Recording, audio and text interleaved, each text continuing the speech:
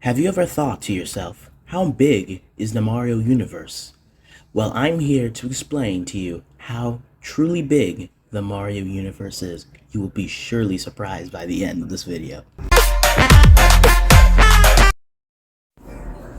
I've been a fan of Mario ever since I was little, and I always wondered how big could the Mario world possibly be. Well, I'm here to explain how truly big it is. Okay, first off, we need to explain about dimensional tier scaling. Dimensional tier scaling is very important when it comes to debating in the community.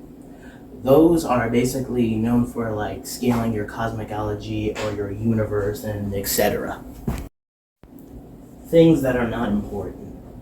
That's basically zero dimensional, one dimensional, two dimensional, 0D, 1D, or 2D. That's pretty much irrelevant in terms of really scaling. In a short summary, that's basically below a human level fiction in fiction, pretty much. That's if you ever hear someone that's fiction in fiction, they're below 3D. 3D is pretty much human level to universal level. 4D is multiversal level. If anyone says they're multiversal, they're 4D.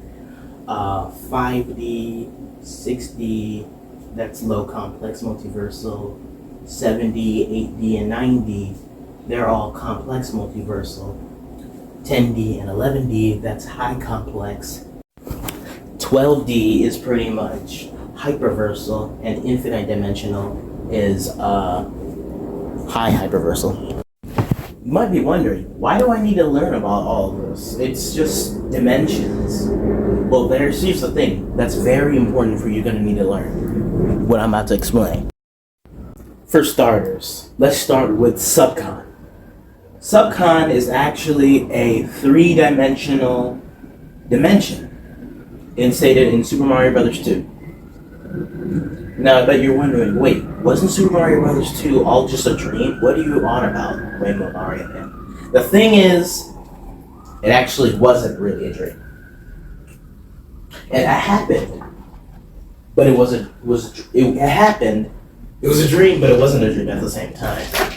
The reason why is because the manual has a different take on what happened. Basically, Mario went to a different dimension by dreaming. And so basically they're saying Subcon can only be accessed, the dimension, in your dreams. And we took to see in the manual also that the Subcon dimension is actually the size of a universe. So Subcon is a parallel universe to the Mario universe, or at least a three-dimensional universe. Next we have the afterlife in Mario. This was introduced in Super Paper Mario, where Mario technically isn't dead per se, but he isn't alive really either. He's apparently stuck in there due to dementios, kind of killing all of the cast, and Mario has to travel to hell and heaven just to get back to and rescue all of the cast again.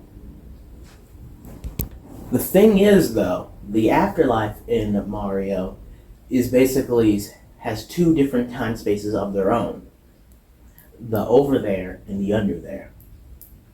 It's kind of similar, you could say, if you're familiar with Dragon Ball's afterlife, it's pretty similar to what the Mario afterlife is, a five-dimensional area where one realm has its own time space. So, in other words, the afterlife in Mario is 5D, possibly maybe even six-dimensional. The Paper Mario world is definitely infinite dimensional. The reason why is because characters pretty much say that this universe in Paper Mario is infinite. And remember, Paper Mario and the regular Mario are not the same Mario. They're from different dimensions. Paper Jam pretty much explained this. So we know Paper Mario World is a high hyperversal area, infinite dimensional. So now the cosmology so far of Mario is high hyperversal, infinite dimensional. But there's even more to that too. The Dream Deport in the game Mario World is infinite dimensional as well. It contains infinite dreams. And dreams are, like I said, are the size of universes, just like Subcon.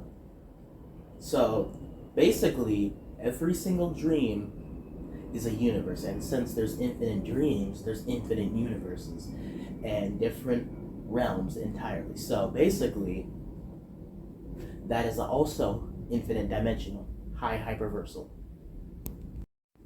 So a quick recap before we get to even greater lengths. The Paper Mario World is a infinite dimensional plane. The Dream Deport is an infinite dimensional plane. The Afterlife in Mario is 5-dimensional, and the Subcon is 3-dimensional. It's part of the Dream Deport. Now, this gets even bigger. Before we do that, we need to talk about the term outerversal. Outerversal is actually beyond high hyperversal. I told you high hyperversal means an infinite dimensional, infinite size dimension, pretty much. That outerversal is basically beyond infinite. If you have a dimension that's beyond infinite and you're able to destroy that, you are outerversal. In Mario's Time Machine, Plato's book exists in Mario and is referred to as the truth by Aristotle, who in real life was the only person to object to Plato's theory of forms, introduced the Republic. The game really explains the world, the universe, and all things. In the end, though, the Republic is actually legitimate in Mario. It means the illegitimate world of all universe concepts exists, and thus absol forms also exist. So pretty much a short summary of that is basically Plato's theory of forms, the Republic, is an area that is beyond the concept of an infinite dimension. That is basically an outerverse, pretty much. So now we got the verse to outerversal. Now, you could stop here if you want, but if you want to include the manga, yes, Mario actually has a manga called Super Mario Kun, or technically has two, Super Mario Kun and KC Mario. Those mangas are for another day. I can talk about how broken manga Mario really is. But realistically, let's explain the manga Mario world. You could kind of say is a different topic entirely, but if you want to include it in the Mario cosmology, I can do that.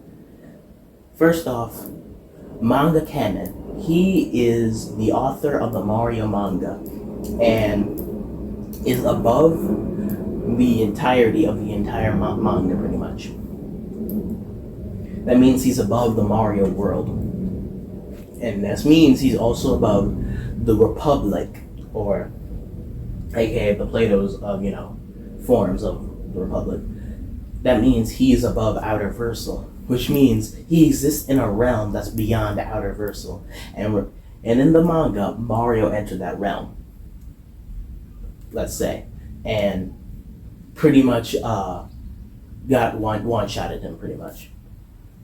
But again, that manga Mario is a different topic entirely. However, so now we got the verse at really high outerversal and boundless. Boundless and high outerversal, they're a different topic, really a big topic entirely, but a short summary is basically boundless is pretty much outerversal, but multiply that by like 1,000, and that's pretty much what boundless is. It's the highest tier of scaling. That, or you want to say he's above the tiering system. But however, the Mario verse in general is not getting above the tiering system. So, a brief recap before we end this is the Mario cosmology is boundless. It has multiple dimensions that are infinitely sized. The Paper Mario dimension and the Dream Deport. They're all infinitely dimensional sized realms. The Heaven and Hell are fifth dimensional or sixth dimensional realms. And Subcon is a three-dimensional realm. The Republic is, really the book, but like the term the Republic is beyond infinite, and the realm where Manga Kemen is boundless, pretty much. So now we got combining all that is pretty much a boundless cosmology of Mario. So that's pretty crazy, huh? So that's almost as big as Sonic's cosmology.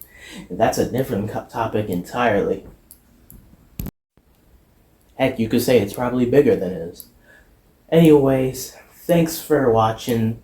I hope I taught you something about his cosmology of Mario's.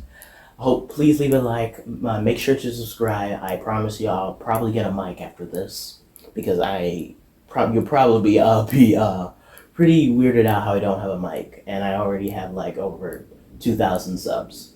Anyways, see you in the next one. Bye.